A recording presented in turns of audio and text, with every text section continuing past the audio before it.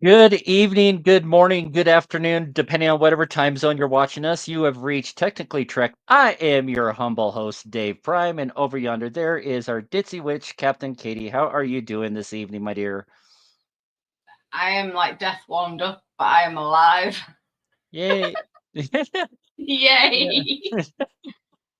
yeah, it's definitely been an interesting week for a lot of us. It's even hmm probably the most with our parent show, Dangerous Thoughts with Mickey Son and Tyson, because they've been working frivolously. Well, frivolously, that's probably not feverishly. That's what I was looking for.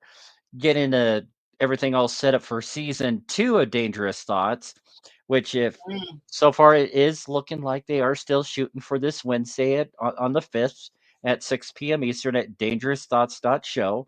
Be sure to give it a watch. They go deep into a whole lot of things. I have no idea what they got planned unless you have some inside scoop that you're able to divulge. We're actually looking more for next week, the 12th. Oh boy. Yeah, there's been a lot of technical difficulties. Um, we, it's a long story, but when we're back, we will be back.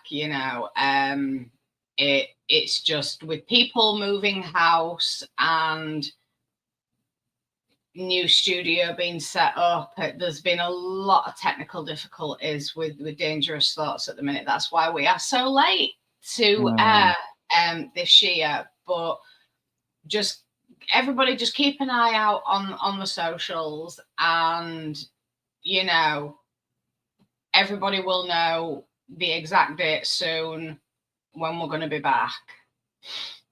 Oh yeah, because they still got the fifth down on YouTube. So I just like, oh, maybe it's like actually going to happen now.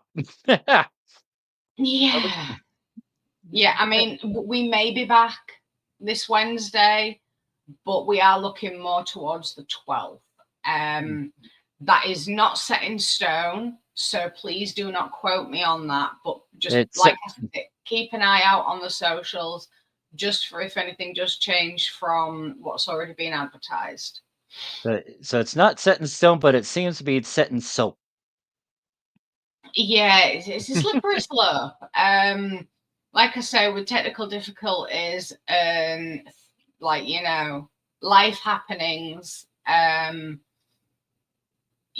but once we get going again, we will get going. And a few changes on the way. Well, that Loki, that might help me out. I might squeeze in an extra AA meeting, but I don't know if it's going to just one Wednesday, never show up again. That would kind of be, yeah, what's he doing? Yeah.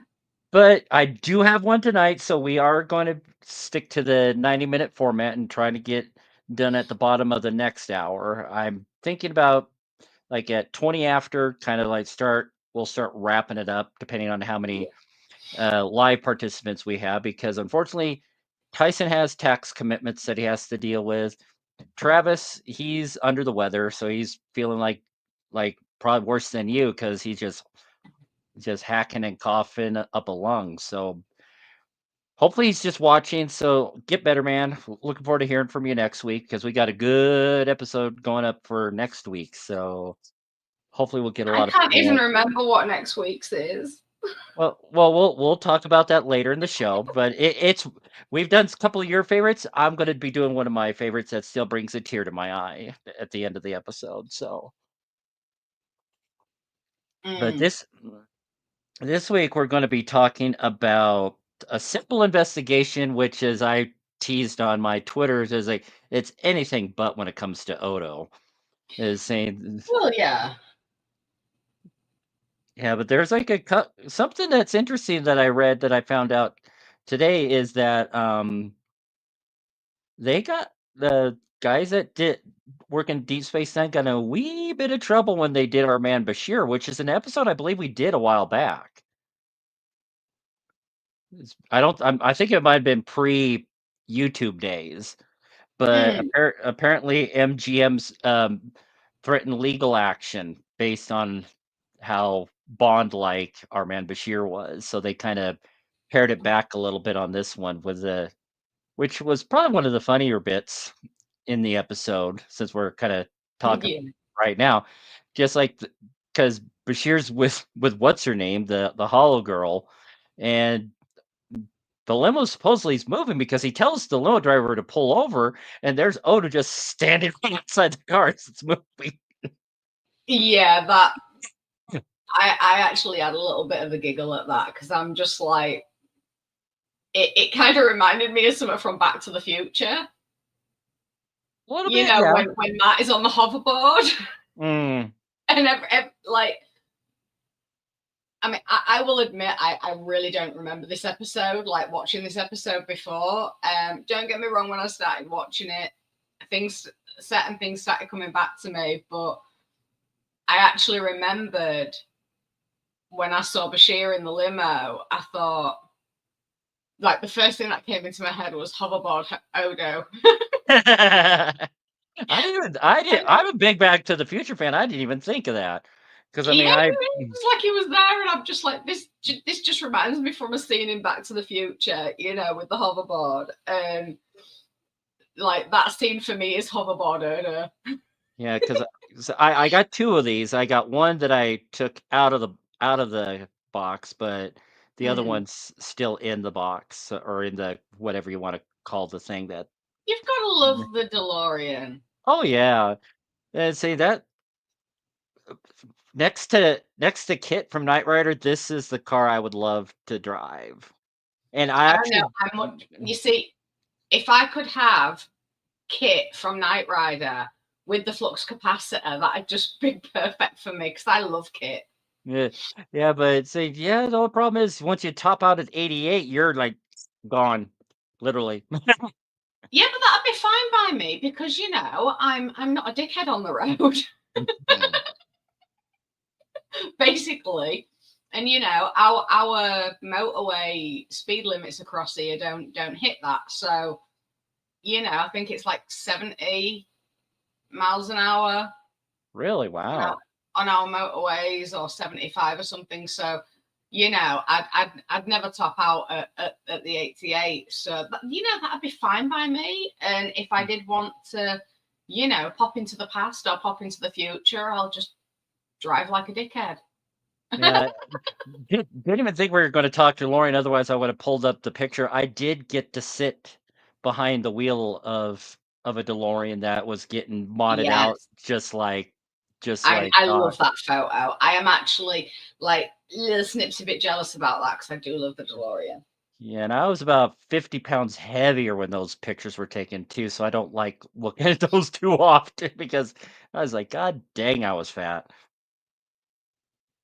Yeah, But but yeah, like I say, hoverboard Odo, that is what that scene mm, will always be called for me. And now every time people watch that episode and they see that scene, hopefully they will think of that as well.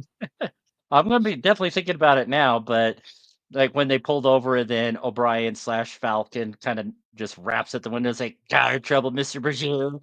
Hi Odo. Yeah, that you know, he was so in character, and then he was just like, "Hi, Odo," and then he was like back in character. I absolutely love that. Yeah, and then of course, yeah, O'Brien said, didn't anyone tell you never to pull over, pick up strangers? Yes, yeah, never pick up hitchhikers. I love that. Yeah, but like one But of yeah, the I other, have a question for you, Dave. I'll do my best to answer. Because you are that way inclined, does Odo have bedroom eyes? That is a good. I, I'm not sure. Honestly, I never put too much thought into it. Is saying that it could have just been a cheesy pickup line because I mean she was thinking that he was trying to hit on her at Quarks. Because I mean Kira seems to agree. yeah. But no, that's a question for our viewers. Please put in the comments wherever you're seeing this. Just answer me the question: does Odo have bedroom eyes? Because I actually don't. I actually. I mean, I do know what bedroom eyes are, but I've never really thought about it with anyone. Um, but yeah, Oh no, That is a yeah, it's question I just would like very much like answering. yeah, no, Phil is just like yeah, just the two of us, say the hosts, saying so. Just like yeah, it's gonna be a dull episode if we don't get some people popping in here besides you and Jeff in the chat. So Even if you just pop in to cause chaos, we don't mind. It's called Technical Trek for a reason, Just cause chaos about Star Trek. Argue with me about like DS9 yay on it. I don't mind. Cause chaos. yeah, It'd be fun. but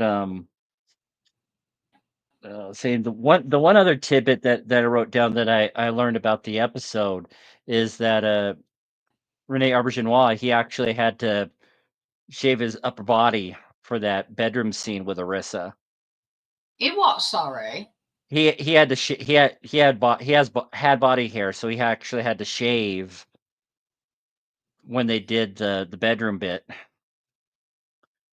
which kind of leads to another thought because I mean they were all lovey dovey, and my first thought, did Odo goo in her? Oh, for God's sake. Oh, for crying out loud, Dave. You're making up for Travis and Tyson, aren't you? Well, gotta make it up somehow, but honestly, I didn't think of it until I was watching the episode, and I actually Well, I mean, he at the let's see if very I can least. say, did he Oh, for goo in her? crying out loud. Well, I mean, we know that he at the very least shared his gooiness with her. Yeah, well, the thing is, though, I mean, when the changeling kind of expunges Gets her happy. their goods, you know, say, does he get it back? I just I have even never really thought about changeling procreation in that sense. I never have. I Jeff mean, got a kick out honestly, of that. really, I'm making up for Tyson and Travis tonight. So at least we know that they're with us in spirit. But Yeah, and I, I they'll really, realize what they missed out.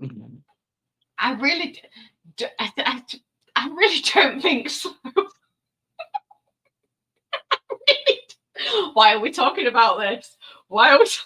Well, because I mean, yeah, I mean, and even Odo himself said that when he was with the female changeling back from, I guess during season 3, or I think that was the last time that he kind of like blended with her. Is that You yeah? see It's just that like that's completely different than what you're talking about, though. I know. But no, I think that I mean, like, away from the ick, I think that it's actually quite nice and kind of romantic in a way that he can share that with a solid. Hmm. That, And it that wasn't Kira. pardon? And it wasn't Kira. Exactly. I mean, it was the first time that he'd been intimate with someone in that sense, and Intimate with a humanoid, at least. Yeah. yeah, with a solid, and the fact that he was able to kind of like share that with her a little bit was, I mean, one, it showed their connection, and it showed how deep their connection got so quickly, and his feelings for her. But I think it was quite romantic. I mean, even though, if I never have another relationship again, it'll be too soon. I am actually a romantic at heart. And I found that really sweet. And it was a very important moment for Odo. I think as much as the intimacy itself, because he was literally he wasn't just sharing a moment with her and himself, he was sharing himself with her, Hmm. and that is a completely different thing. Oh, for goodness sake, Jeff. Men are pigs. Tyson's right, men are pigs. Oh God, I love you, Jeff. I really do. I anyway, welcome to Technical Track People. Technically, You know, we're supposed to be talking about the episode in general, but all we seem to be talking about is the ikigui factor. And oh, mwah. But you know, if anybody has just like come into the middle of this conversation, I apologize on behalf of all the men. Sometimes it's very hard being the only girl in the room. I suppose it wouldn't be so bad if I was straight, but you know, at least I'd be on the same team as you. Crying out loud. Anywho, with the episode, yeah, say at the beginning, I mean, did your brain just go to another gutter? yeah, just ignore me. I'm just gonna mute myself. Just Okay. What does Jeff have to say now? Oh, yeah, that was a bit I was just gonna talk about, Jeff, is when Bashir comes and say, "Hey, I got a new holo program," and say, yeah, and it was aired around the same time as the movie came out, so I'm surprised they didn't get in trouble for that one too. I do Sorry. apologize. I blame Dave and Jeff. Oh, Jesus. But yeah, total mask reference. Ooh, somebody stop me! Do you know what? I didn't even hear that line. Oh yeah, because it when yeah, Bashir was rattling off what everyone's going to do in the role, and he's saying that Dex is going to be the socialite. It's like, ooh, somebody stop me! Oh yeah, okay, okay, so I was a little off. Yeah, I was way off. See, I love the mask as well. I mean, I absolutely adore Jim Carrey. I really do. He is a phenomenal actor, and I love the mask.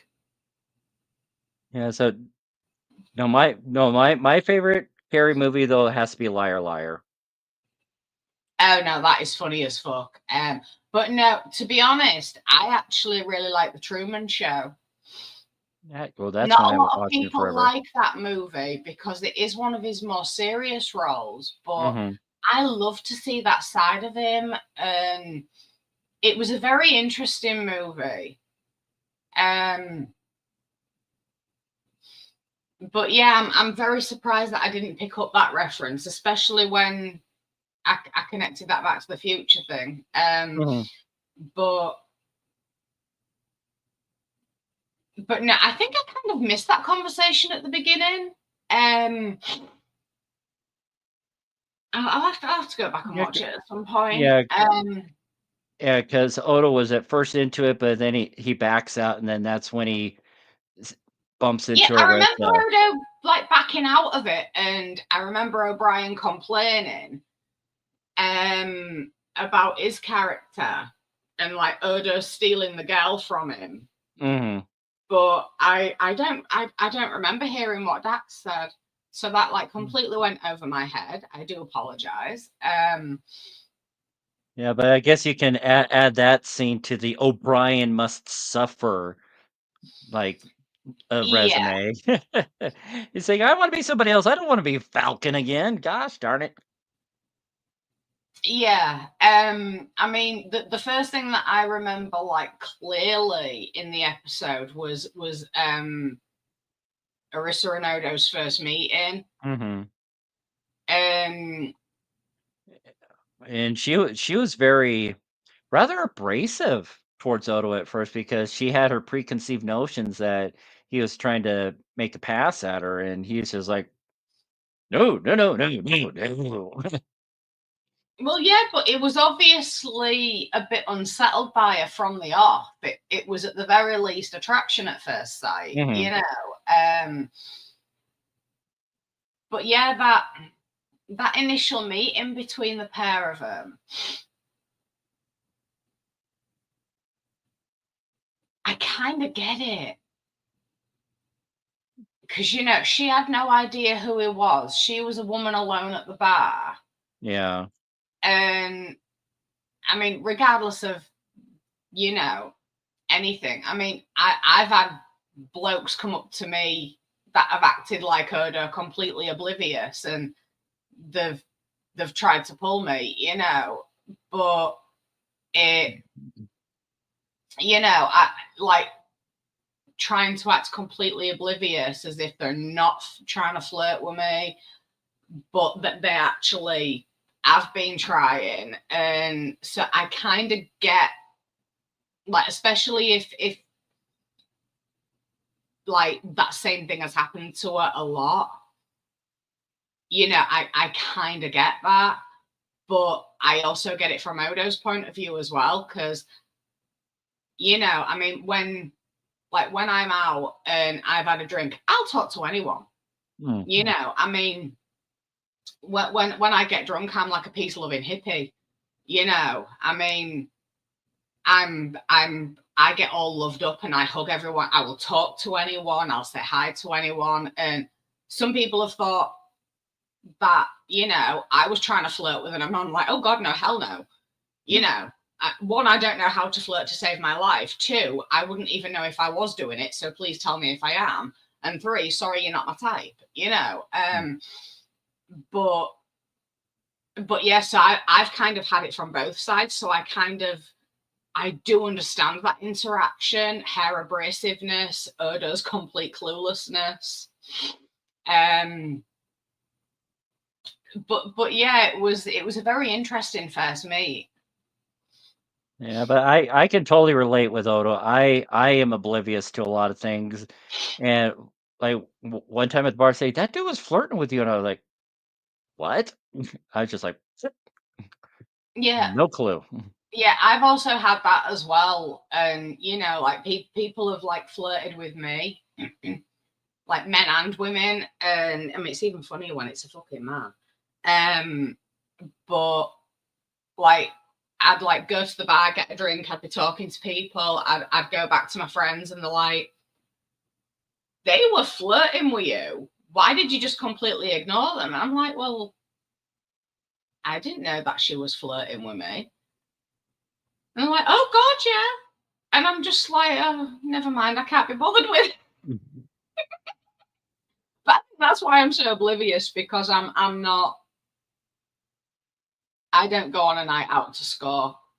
You know, I go out to dance, purely to dance. So yeah, I kind of do get like both sides of that interaction, and I think it was set up quite well. And then Odo's awkwardness when he was like excusing himself to go back to work.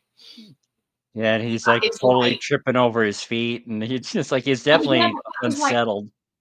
in a way it's very Odo, but in a way it's very not. It's very rare that you see that awkwardness with Odo, but when you do, it's kind of cute.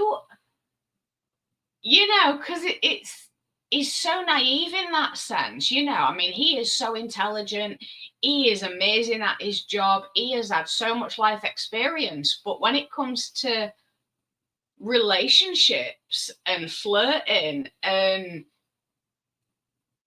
things like that, he is so naive. Like those little like nuances with people. And it really is cute to see him like that. Like just like being put a little bit off kilter, and it's a rarity, and I love to see it when he's being made uncomfortable because of like feelings or flirting. And yeah, so I that was like a little cute moment for me, that when he was excusing himself. Sorry, just updating my phone real quick because saying since I'm the only one here, if someone's knocking at the door. I have a little note on the door saying, "Text me if you need in." Yeah. See, I don't have that problem because it's like 1:30 in the morning here. So I don't have that problem. Yeah, but no, the way that things started to unfold, after that initial meeting, I mean, I did miss a little bit of it. As like how she ended up in his office for accessing the files. I think I kind of missed a little bit there. But yeah, you in a way you could see the chemistry between them, but in a way you really couldn't. And I think to some degree, I mean, viewers, forgive me if I'm wrong, but I think to a lot of people, their coupling came as a bit of a shock with how things started.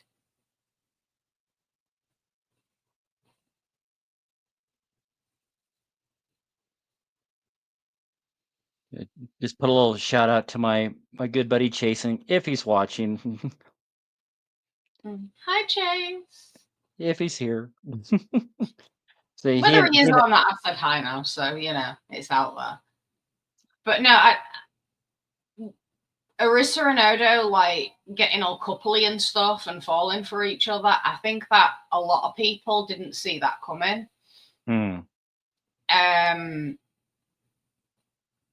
But at the same time, I think a lot of people did. It all depends on how people view things, I suppose. Yeah. But yeah, that tension between them was evident from the start, and then it seemed to go a little bit in his security office when he pulled her in there, but you could still see it. Yeah, and one of the things I noted was that she kind of when she turned away from Odo talking about her daughter, and so even though Odo couldn't see her face, at least watching it again, I noticed in her face just like, say she's holding something back. Something ain't quite right with her story. Saying she had the emotion of a stone statue when he's talking about her daughter. So I'm thinking maybe she kind of turned away to not give her tell to let Odo know right then and there that she was lying about the information was regarding her daughter. Oh yeah, I mean, like I say, watching this episode again, I actually didn't start remembering this episode until like about 3/4 of the way through it, about 15 minutes from the end. Well, apart from like the hoverboard incident, well, that I've named it Hoverboard Odo.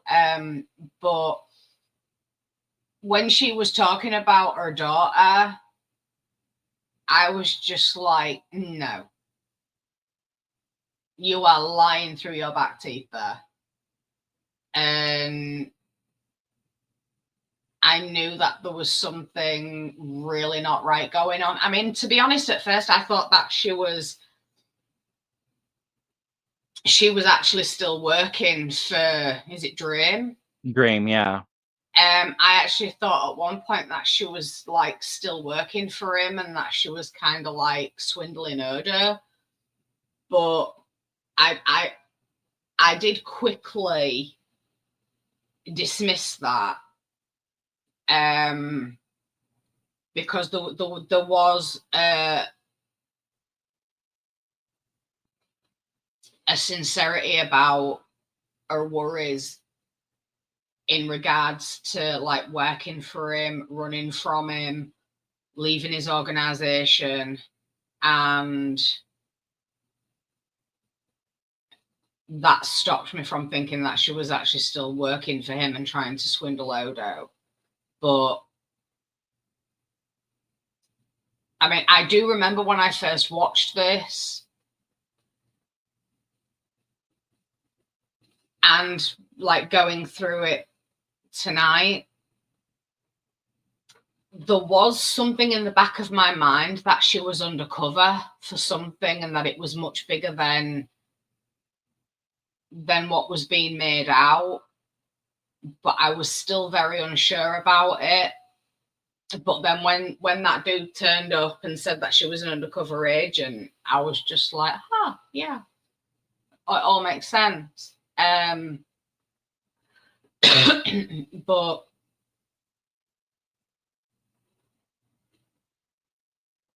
But yeah, regardless of the lies that she told, I think Odo handled it very well, because one thing that Odo can't stand is lies. Hmm. And I think that's one of the reasons I love Odo so much, because he can't stand deception. And I am very much like that as well.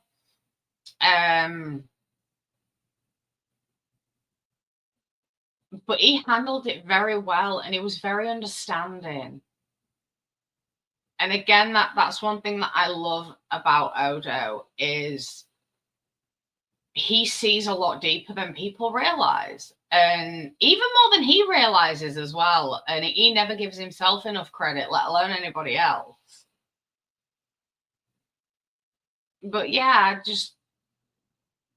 it was a very sweet episode for me. It was very calm in a way, considering everything that was going on. It was a very chilled out episode. Yeah, it's pretty mellow. They like didn't see Jake in this episode at all. No. So I'd say Cisco just had a very bit part even. It's just like he's like, Odo's got a girlfriend? That's nice. Yeah, that was just What like, the delivery is what really kind of hit the nail on the head for me. That's nice. But like yeah. Worf, his only scene was chiding Dax and Kira for gossiping. And he's like, you don't have to, if you want to get in the conversation, get down here. He actually considered it as well. Mm. That look on his face, just a momentary, oh, should I? But no, just a question. And like at this point in the series, had anything happened between Worf and Dax? It hadn't, had it? Not full board. I think it really started to hit on season 6. After they got Yeah. married, they got a little more serious. But I mean, they were fooling around back then, but nothing overtly serious. Yeah, I thought so, because I thought that there was something amiss, because it's very rare that, especially on duty, it's very rare that Worf will break rank and call somebody by their name. At least while on duty. That's what I mean. Yeah, well, on duty, it's very rare that he breaks rank to do that. But the look on Worf's face when Dax and Kira were gossiping, it was almost like he was saying in his head, if I walked into an alternate universe here or something. Or like women, like something like that. It was like a combination of the two, and I'm just like, yeah, women. But one thing I forgot to mention that from early on in the episode is when the best way I can describe it is it dreams grunts. I don't think we ever learned the names of those 2 aliens that went to look for Orissa. Just No, big I guy and don't short remember guy. hearing their names either. Yeah, but when they vaporized Rem, where were the security alerts? I mean, that's a pretty powerful setting. You'd think that Mm. the sensors would have picked that up. I mean, and unless there was some form of dampening field that they put round the quarters to stop that. I mean, we don't know. I just assumed that, well, yeah, assumed, or made it up in my head just to explain it away, that they had put some form of dampening field around and like cut off communications and things like that to keep their presence unknown. So That's a plausible assumption. I mean, in all honesty, that they like, I mean, one niggle that I've got from this episode is about those two, actually, and that is those two together are a very cliche, like, Root Squad. yeah, like one of them is obviously like the leader, and the other one, they come across as like one sandwich short of a picnic, you know. You fry short of a Happy Like, Meal. yeah, you know, and they were just like the very cliche duo, and it was kind of like very same old in that sense, but they made it work. Mhm. So it's only a very tiny niggle that I've got, but yeah, like I said, they made it work. And just the I don't know what I can't, it reminded me of something, but for love nor money I can't remember what it reminds me of, which is really really annoying. When they were sat in the cargo bay Mhm. and they were having a conversation, and the sandwich shot of a picnic dude had his like weapon trained on the other one while they were talking, Yeah. and then he just like pushed it away like that. I don't know why, but it really reminded me of something. I don't think it was a movie, and I'm it thinking just about I can't might have remember. been another episode of Star Trek too. I want to say that's not the first time we've seen something like that in Trek. I'm sure it. I don't think that this has reminded me of something Trek related, or if it is, it's not registering in my brain. But it was kind of like another like duo, not famous duo or anything like that, but that they were in it. I can't remember. It's doing my head in, and I've Now, been, now you got me thinking about it. Thanks. yeah, and Hey, Jeff, help us out. yeah, please, somebody. But I specifically remember like one of them had like a gun in the other's face, but didn't mean to, and the other one just like moved the gun like that. Um, and it's like I can. Do you know, like when you've got a name on the tip of your tongue, and but you just can't think of it? Well, their faces are like in the tip of my brain, and I just cannot think. So I'm really hoping that that comes back to me at some point, because that is going to really play on my mind until I figured it out. No. Um.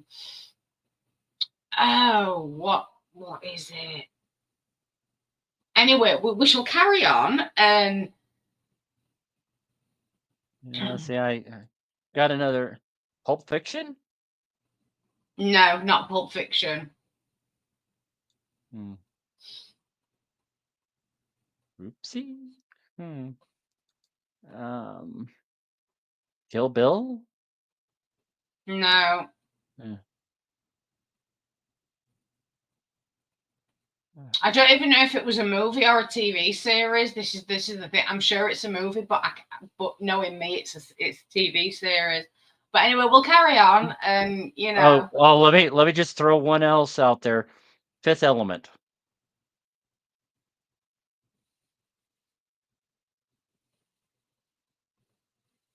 I don't know. I'd have to watch it again. Yeah, So probably not. yeah, because I kind of did a quick Google search. Movie guy pushes gun away from face, and they pull, and Fifth Element was one of the things that pulled up. So I just like, it's been about a couple of months since I've seen it last. I'm just trying to think. 'Cause it sounds like something from Chris Rock would be involved with, since he was in that movie. Or I think it was Chris Rock. Mm. I don't even bloody know. I Hmm. really don't. Apologies for boggling everybody's heads. But like one of the other scenes is when she was breaking into the assay office and we see Quark locking up the bar and he locked Morn in there. He, Yeah, it's like, Morn is that much part of the furniture. Quark forgot about him. yeah. I wonder I didn't. how regular that happened. It's like, oh, we're closed. It's like you didn't do a final sweeping of that. Like you said, he blends with the furniture and saying he's not didn't see him. Yeah, do you know what? Seeing that, it actually makes me wonder how often does that actually happen? Because Quark didn't seem all that shocked. Yeah.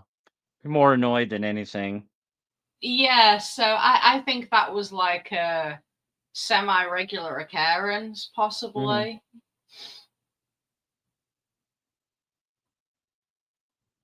Come on.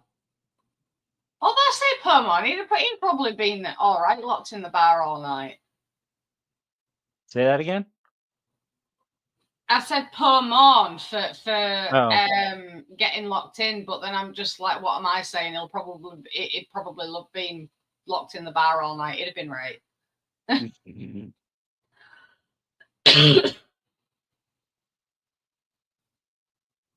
But no, that data thing in her neck. Hmm. The data I port. yeah, that's the one. You know, it yeah, probably. Yeah. Once a week, maybe. Yeah. Twice a week, 3 times a week. On Sunday. Every day. um but yeah, that data port. I don't know how I feel about that. I mean, to some degree, it'd be very handy to have. Mm. But at the same time, I would think it's very dangerous because if that data port is in some way hacked into, it could cause irreparable damage.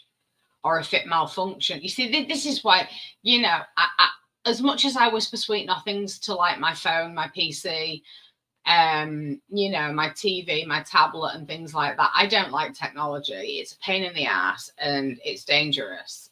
But no, I mean, what do you think about? What do you feel about the data port? I mean, it can definitely be a handy thing to have in certain respects, but as you said, things can go wrong in so many different ways. That's because, Well, yeah, I mean, with it being like a kind of like electrical thing. because I'm trying to look up the episode right now. I mean that data port. I mean, if there was any form of like EMP or anything like that, or even like a certain space storm, I think would it affect it? Because you know, I mean, it affects technology on the ships and the stations.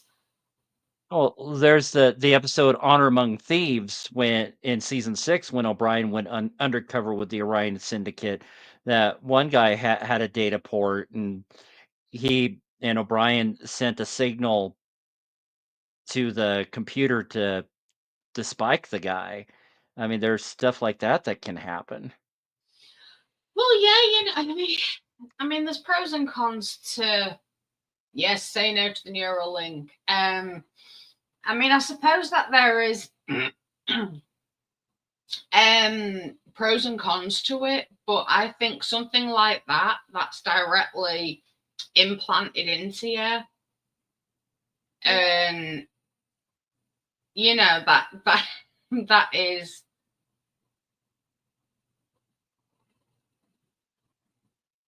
I mean, it's one thing if it was just an implant under your skin, but the fact that it's like a neural link, it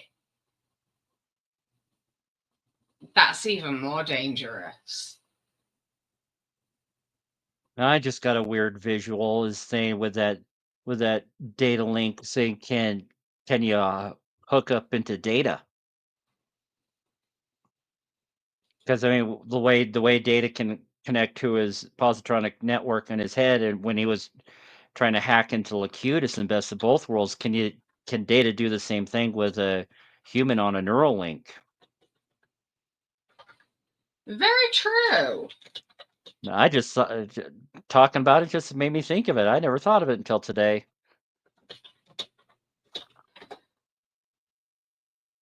But yeah, I mean that is a very good question. I mean, in that sense, I'd love to have one of those ports to link up with data, because I think that'd be very interesting. I think it really would. I mean, everybody should know by now that I actually adore Data. He is like my all-time favorite Trek character. And what are you laughing at? Oh, for crying out loud, Jeff. May the gods give me strength this night. Oh, where's Leftwich when you need him? That we need a Leftwich giggity. No, I might just have to find a way to download that. Oh, for goodness sake. But no, honestly, always trying to turn the tide of the show, honestly. But anyway, where was I? Yes, I mean, like, linking up to data, that would be very interesting, but honestly, I don't think that a human could handle that. I really don't. I mean, is positronic? Let me start that again. His positronic matrix, yeah, I said it. Is very complex, and the amount of information that he's got going on in his head, trying to link with him and sort through all of that information, or try to get any information from him, you know, that could be very damaging to a human mind. Yeah, if the mind's not prepared for it, yeah, who knows what could happen. Oh, chop chop, Phil. How dare you make us wait, Philly? Honestly, it's not on. It could be. No. He says he had to take the call, so it's probably pretty important. So he's excused. But yeah, it's pros and cons of technology. I'm always like ranting on about tech, always.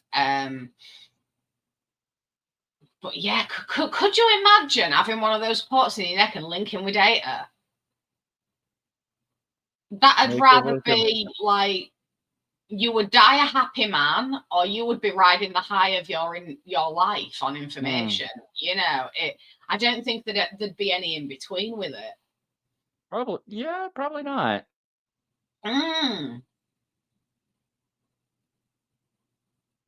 Yeah, yeah. No, on second thoughts, I don't think I would like to link up with data.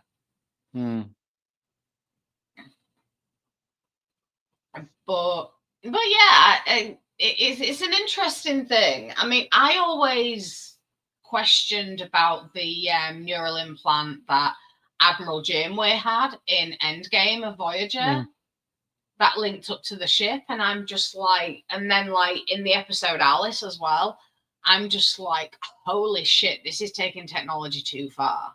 You know, and I don't know how I feel. I think that we need to have a random episode of Technically Trek about, like, not necessarily about a specific episode or anything, but about like the technology in Trek and how far they take it sometimes, because I would very much like to delve deeper into it. Good idea. Yeah, Uh, but did you see Jeff's comment down there? I don't think I've seen Indiana Jones 4. Oh, oops. Which Indiana Jones is that? I've seen That's Raiders of a, the Lost Ark, Last Crusade. I think the Kingdom of the Crystal Skull No, is I've not 4. seen that. So thank you for that spoiler, Jeff. I question our friendship now. I definitely won't be watching that movie Yeah, now. that's what I had. Yeah, she's like, oops, click, get away, go away. Mind Yeah. wipe. Unfortunately, I can But still see it there on my screen. no, But but it's not like the first time someone exploded it. Or well, I guess it was the opposite. The Nazi, it kind of shriveled up and died. yeah, see, the only Indiana Jones movies I've seen is Raiders of the Lost Ark, Last Crusade, and Temple of Doom. The original trilogy. But even Phil agrees you're not missing much. Well, the last one, the most recent one, wasn't as bad as Crystal Skull. I still enjoyed it. Yeah, you see, I've never. Well, Jeff and Phil both agree that the trilogy, that's all you need to see. Yeah, and I don't wish to see any more of them. I was going to watch all of them because they were on Disney Plus. I was going to watch all of them, but then I was just like, nah, I'll just stick with the original 3. Um, I'm very loyal in a sense to original movies. And you know, like when they tried to reboot them years later, I seem to be very loyal to the originals. And the same with Star Wars. The originals, you know, I think I like up to like Phantom Menace, and then after that, it just starts going really downhill for me from that. And it's made me really dislike Star Wars watching the rest of them. Um, you know, and so yeah, I am very loyal in that sense. Although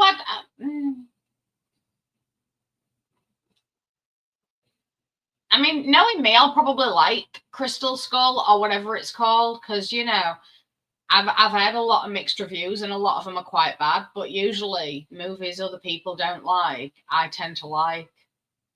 Yeah, well, yeah, Shia LaBeouf, he was okay as the son of Indy.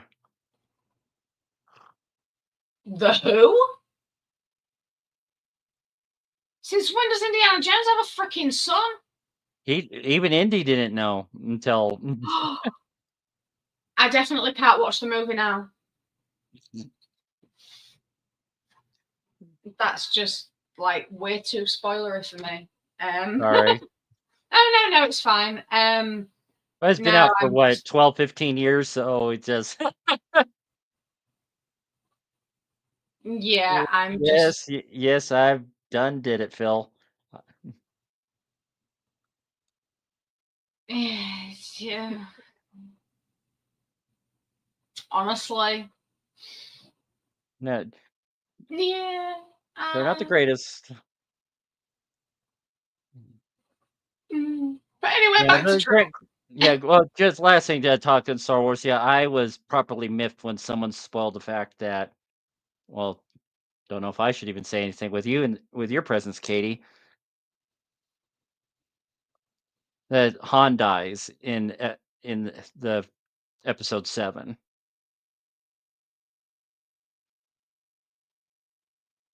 The first of Yeah, the I know that he died.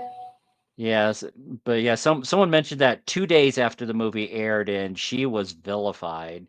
People were ripping her apart.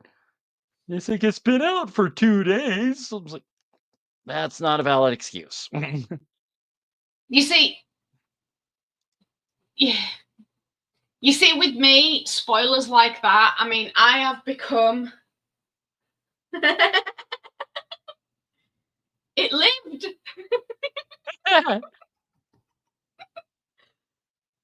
but you see, spoilers like that from a movie that's like been out for years. You know, that can't be helped. But Decades. I mean, new things that are out. I am a master at avoiding spoilers. But it yeah, I don't mind, but I certainly I don't think that I will be watching those movies. But Star Wars, spoil it for me by all means, because literally the only good thing that has come out of Star Wars is Yoda, Grogu, and Jar Jar. And we got Phil in the chat. There we go. Yay! Hello. Your timing is impeccable, Phil, because I just have to mute myself and turn my camera off because I've just received a random message at like 2 a.m. So I won't be a minute. Okay. Okay, but that's when I get messages. Everybody tries to reach me at about 2 a.m. and I get about 3 or 4 messages in a row for whatever reason. Yeah, that's why I turn all my notifications off unless it's a very select few individuals that if they're messaging me in the middle of the night, it's something important. I mean, they've all got.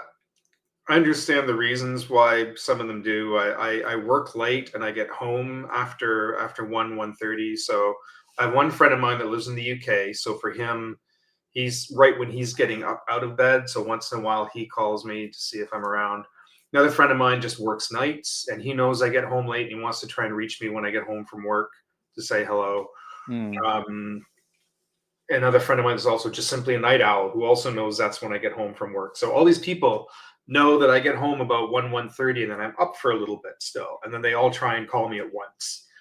And I've told them all, I says, chances are if you're calling me, someone else is calling me at the same time because they all overlap. I'll sit for hours with nothing. And then they'll all call me at the same moment. And I'm getting frustrated with it. But yeah, that's just like a constant thing with me. Yeah, saying I broke Katie earlier. I don't know if you saw it or not, but no, I got a call actually. but talking about when Arissa and Odo were sleeping in bed together, they did Odo goo in her. Oh, I did see that. Yes, that was my friend called, but yes, and that was about when I was going to try and hook up and come on, and then a friend of mine phoned me at that moment, and I was like, oh, crap. So, but yeah, I did catch that just before I left. I still actually haven't.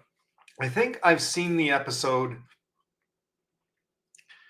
when it aired, the first night that when it originally aired, because it's an early episode, if I'm not mistaken. Season 5, actually. Oh, is it season 5? I know I've seen it. Yeah. I know I've seen it. Maybe just one that I randomly caught. Yeah, season 5, episode 17. It wasn't late season 5. Because that would have put it what, 92? I think 97. Oh, DS9, not Next Generation. Oh, next, yeah, I'm thinking Next Generation years. Yes, yeah. Naughty Phil, naughty. Too much track, it all gets scrambled in my brain. This is why I have such a hard time remembering episode names, because it is bad. It really is. My memory is just so jumbled, and you and me both. I mean, this is why, in a way, I could do one of those data ports on the side of my neck that Arissa has, because that'd be really good for my memory. I've been recommended to take, because my memory really is bad sometimes. It's terrible sometimes. Is it ginkgo it's called? I don't know, it's supposed to be really good for things like that. I don't know how that works, but something called ginkgo I think is supposed to be good for cognitive recall, that kind of thing. So I've heard that as well. I mean, in all honesty, I mean, my bad memory is because of my fibro and because of my insomnia. But yeah, I mean, that data port. I mean, yes, it stores information, but are you aware of that information, or is it just basically like a hard drive stuck to your neck?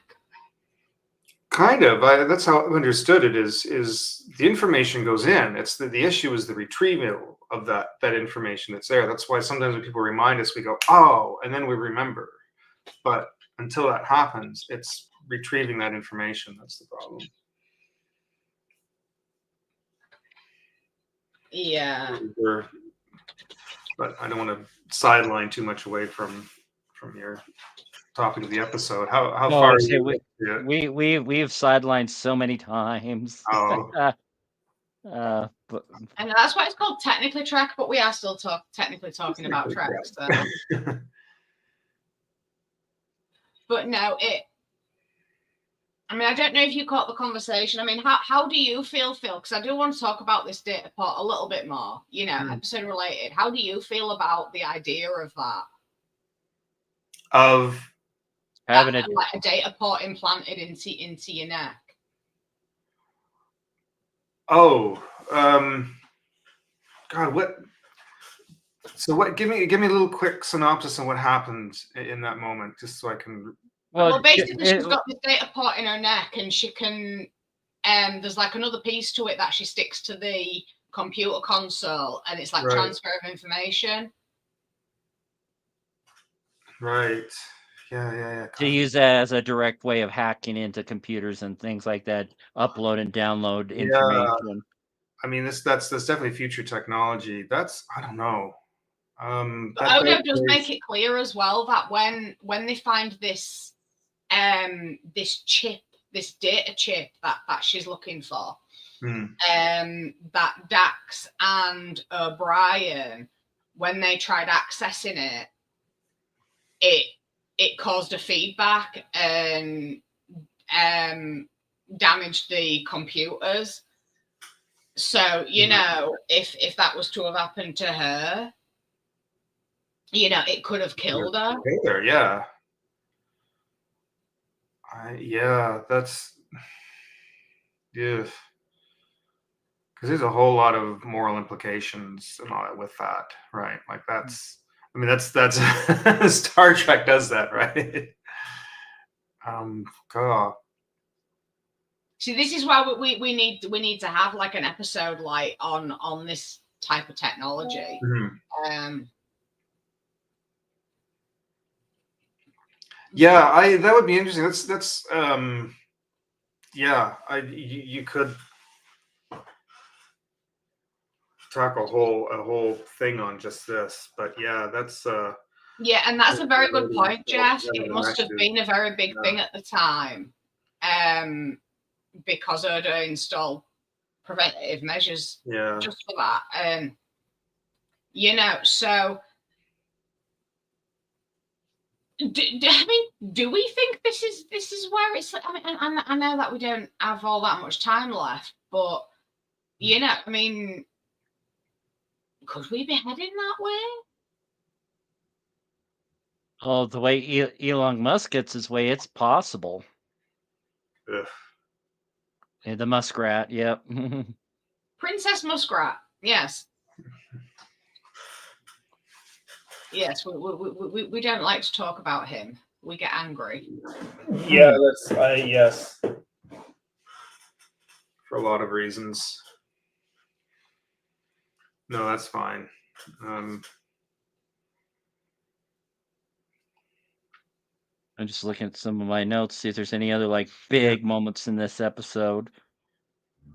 I mean, I think we've already kind of covered the really big moment in the episode. Yeah. In all its gooey glory. God.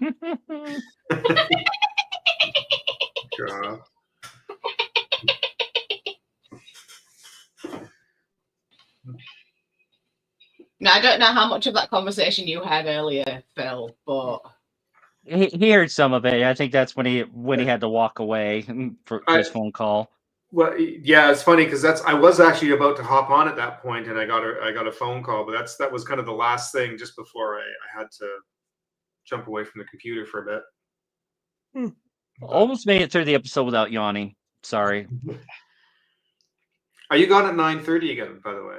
Yes. So like another 20 minutes, I got to bounce because I barely made it to my AA meeting on time last week. So. All right. Okay. Mm. All right. But yeah, I think from here on, just like at 20 after, start wrapping it up. Like final thoughts, blah blah blah. But since we got such a small group this week, so You know, speaking of sort of side topics and are also related, and I don't want to, unless there's something more you want to cover. I sent you a link to something that I found kind of interesting earlier this week, and it was an author named Jason Pargon, and he's on. He does these really interesting little fun fact videos that he puts all over social media: TikTok, Instagram, YouTube. And I sent one to you, I think, on Instagram. But he was talking about. He showed a picture of the Enterprise, and he starts by saying that this makes me sad. And he says, not for the reasons you think, but it has to do with the fact of the laws of the universe that will make it impossible, no matter how far into the future we'll go, that will be impossible to reach speeds to visit distant planets and stars.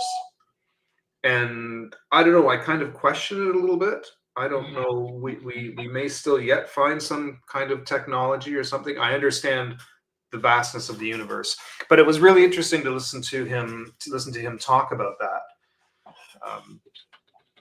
But I might post it either in my Facebook or one of my stories. But I mean, because the whole point is, he says that Star Trek is fantasy, and it's when they talk about the technology of the warp drive and that, he says this is just this is just a thing to drive the story. The warp drive in that is something that really can't exist. And he was talking about issues with things like wormholes and that kind of thing. But he says you might as well just say there's a wizard in there who just waves a wand. And yes, yeah, I know.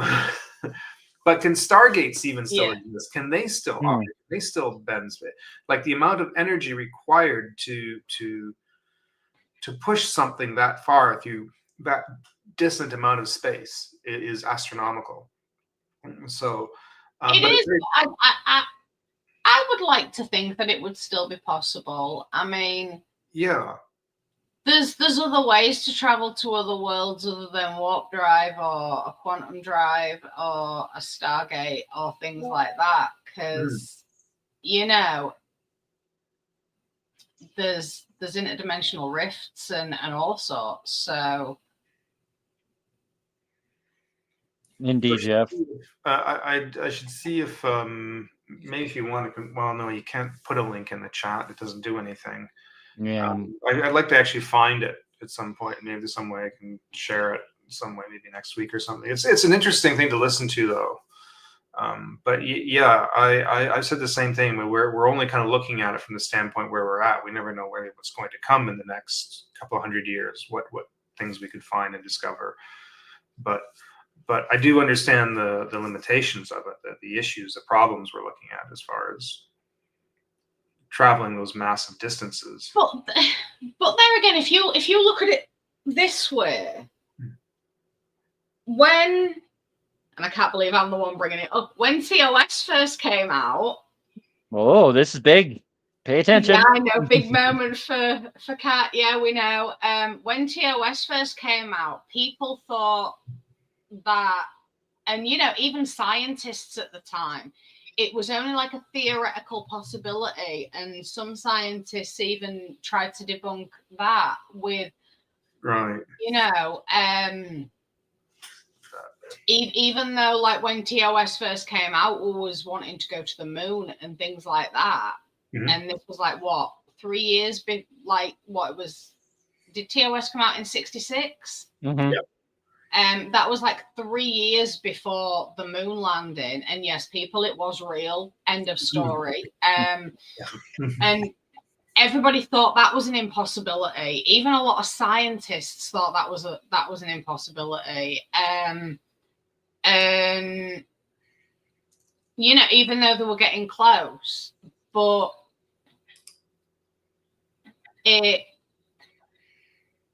the technology that was presented in TOS, the technology we are using right at this very second, like video calling, and, you know, speaking to people on the other side of the world via video. And I mean, at the time, I mean, could you, I mean, unless it was like military and like really important people in the 60s, could you actually make an international call?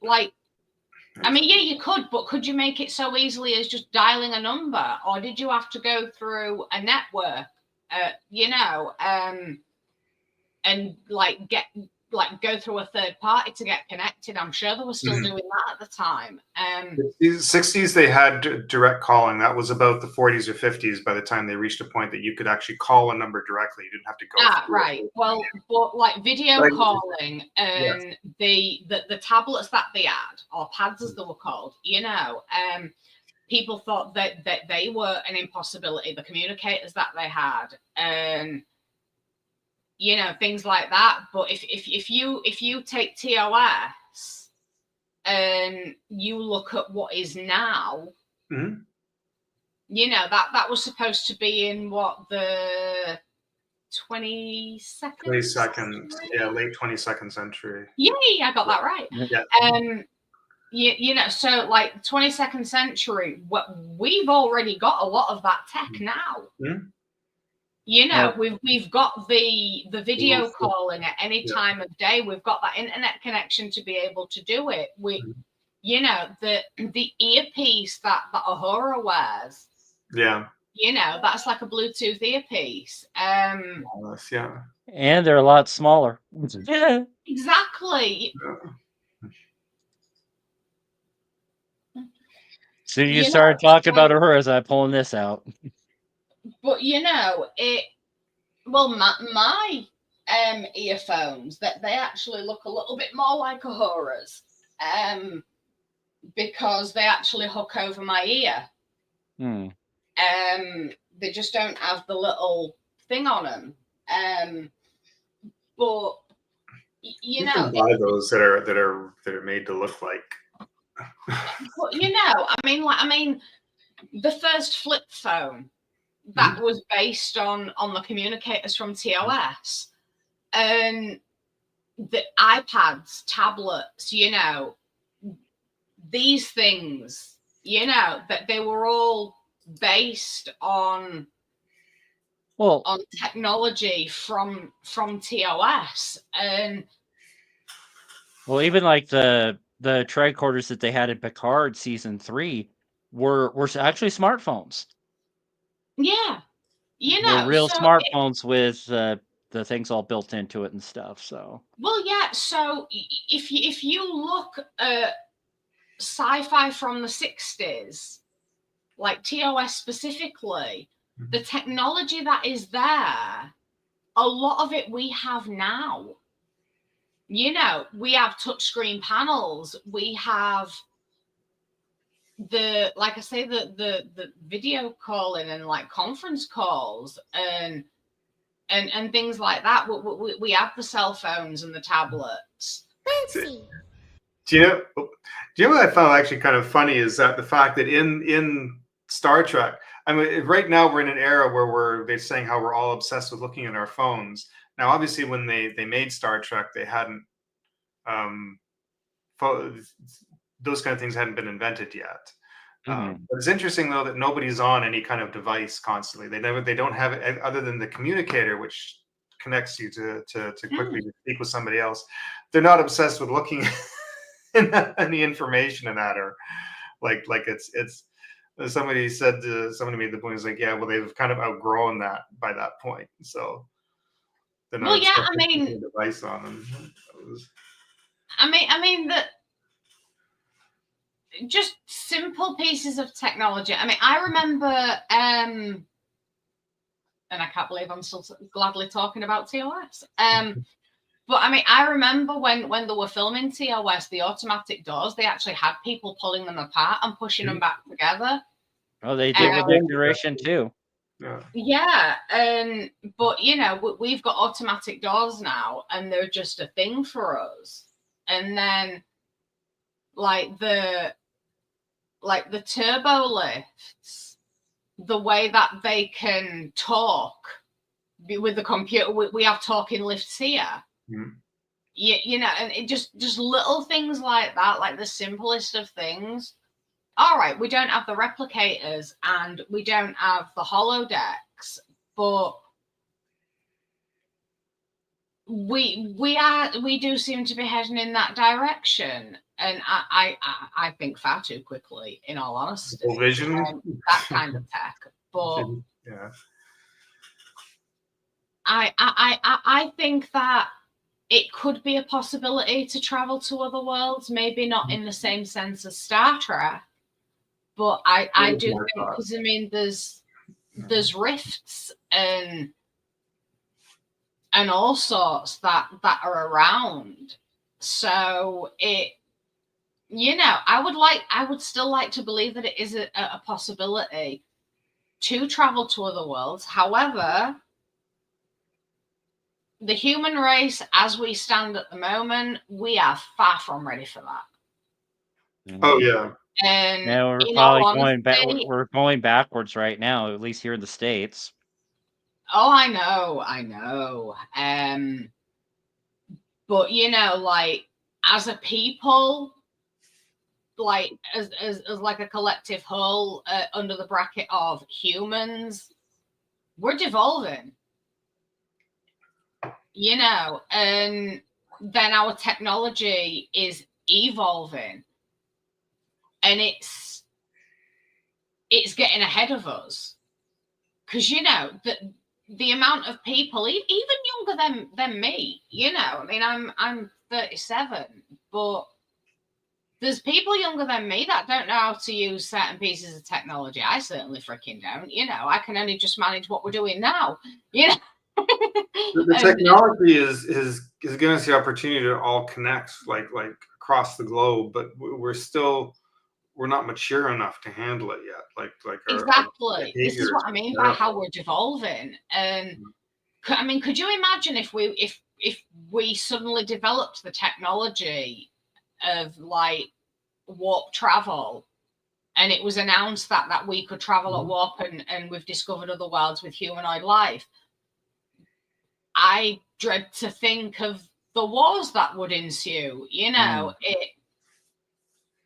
I mean, I'm terrified about. I'm terrified. Yeah, 10-minute call, people. Well, and what a time to have Boimler scream. But you know, I mean, I'm even dreading the Mars project. You know, we're not ready.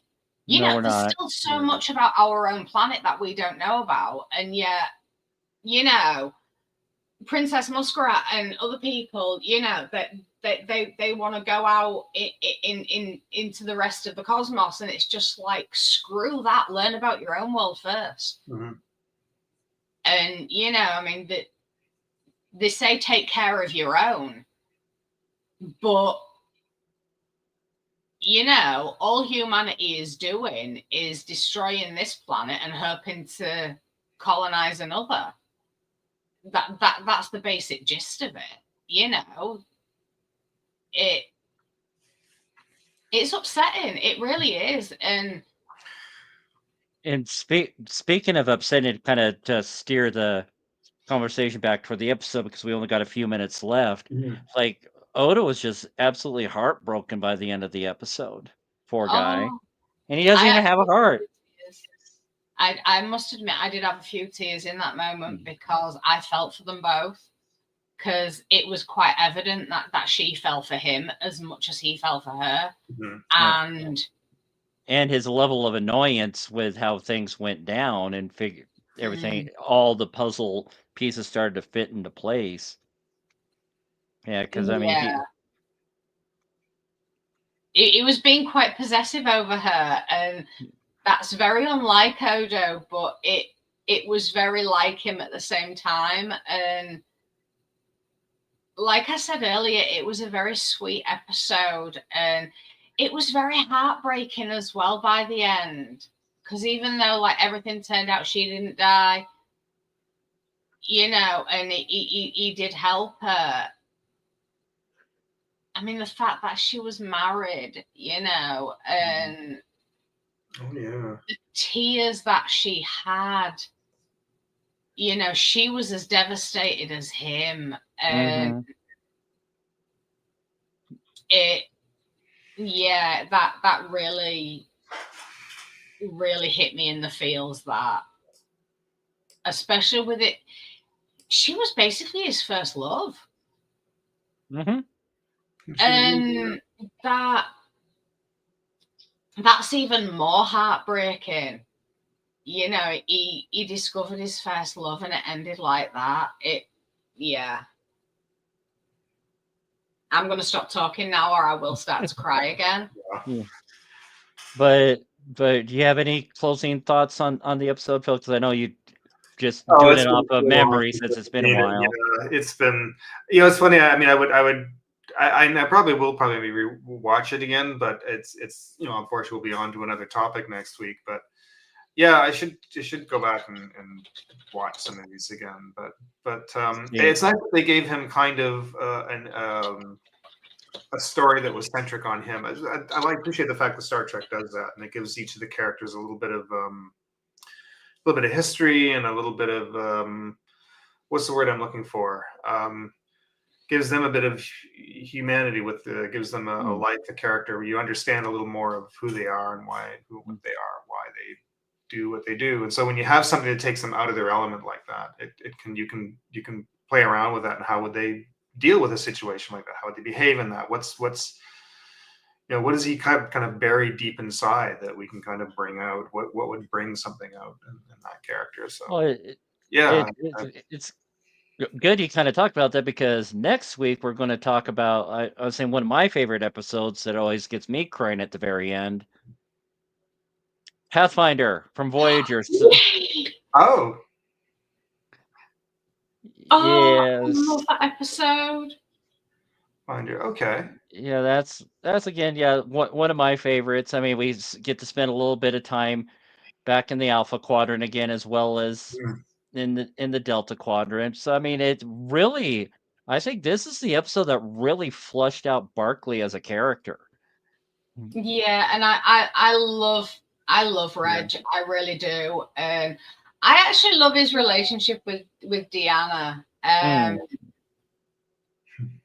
It's a great way of tying in the Next Generation to Voyager too. So yeah, and I mean, yeah, I'm going to have to watch this next week's episode a little bit earlier, so it's not right before the show, because I'll need to sort myself out, because I will cry. And even just watching that last few minutes on YouTube, I play that a lot, and I still get all teary eyed just watching that. Because I mean, you're rooting for Barclay, and he's getting chased down and everything. You know, and say. See, the thing is, and I'm going to say this now before we end the show. If it had been anybody else that had been listened to, probably, yeah. And I will expand on that more on next week's show. Yeah, Dwight Schultz. I mean, the actor himself. Yeah, he's a great actor. So he was my favorite on the A-Team. Yes, I was about to say that. It was such a wild. It's like a complete 180 from Murdoch. Yes. So, like, unhinged and ready to snap at a moment's notice to this timid, insecure individual when he's out in the real world, but when he's in the holodeck, he kind of finds himself, but that kind of blends in with Pathfinder. But yeah, I'm very much looking forward to next week's show. Me too. Katie, you've probably never seen the A-Team, have you? I saw bits of it when I was younger. I didn't like it. Okay. As a little kid, I loved it, but I remember trying to watch an episode about a year or so ago just to say, "Oh, I remember this," and tried to watch it. I'm like, "Oh God, I can't sit through this."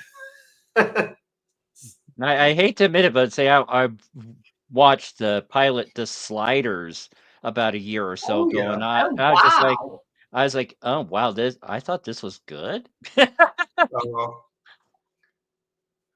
But it's got Jonathan Rhys-Davies in it, so he was a Oh, and a one of great my- cast. But yeah, I agree. It was, even when it was on, I had a little trouble with that show for some reason. I don't remember why, but it seems I did watch some of it for a while, but I couldn't.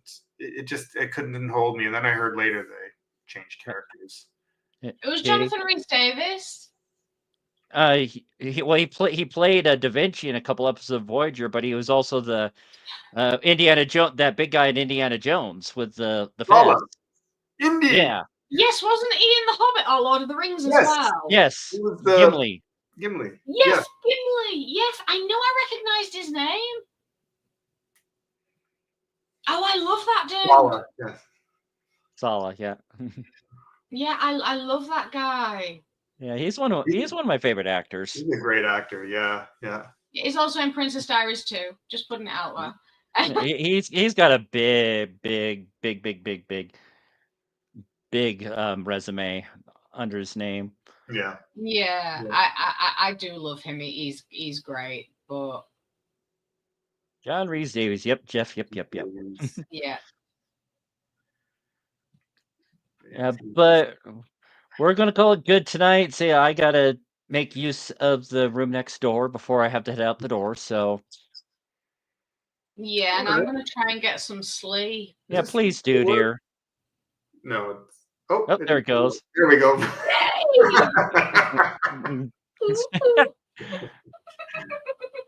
Yeah, see, I don't have it. I just got a Windows machine, so I'm lame like that. So That's the silly Mac thing. That Yeah, I'm just on a regular PC. I don't do Apple.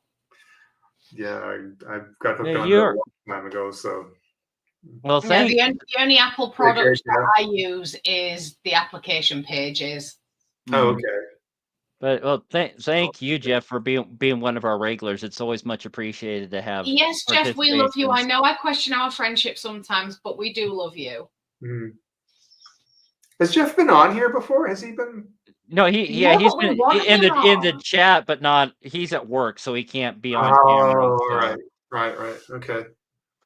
But now, one of these days, Jeff, my darling, you are going to have to make an appearance. Even if you don't appear on camera, we want to hear your gloriously beautiful voice. Yeah, but say, well, if we don't have a show on Wednesday with Manu and Tyson, or Mickey, Son, and Tyson, we'll see you all next Monday here at 5:00 Pacific. So, hailing frequencies are now closed. See you next week. Toodle pips.